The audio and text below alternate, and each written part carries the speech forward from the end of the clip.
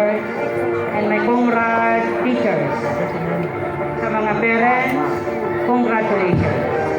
Bakit kayo ang inuna ko? Sa totoo lang, ang parents, kapag nakaulo ng anak, mga anak, hindi nyo lang alam, akala nila silang nakaulo. Sobrang saya nila. Sa mga estudyante, congratulations, nakaulo kayo. Sa mga hindi nakaulo, pero nakapasa, congratulations din. Okay? Kaya, yun ang inyong nakaya. Pero, papasa pa rin kayo.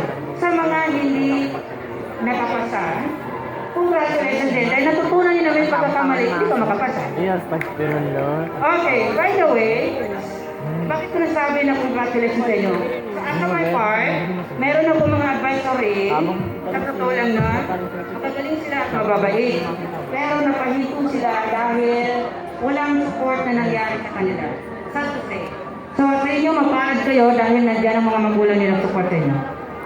And sa mga aking mga kasamang teachers, sa aking mga naistorbo dahil sa mga requirements na hinihingi ko, by the way, ang programa na ito, kailangan natin pagtiyagaan at iisin na may tuloy siya dahil ito sa mga estudyante. So, ibig sabihin, mga honorees and awardees, nangyari lang ito dahil sa inyo.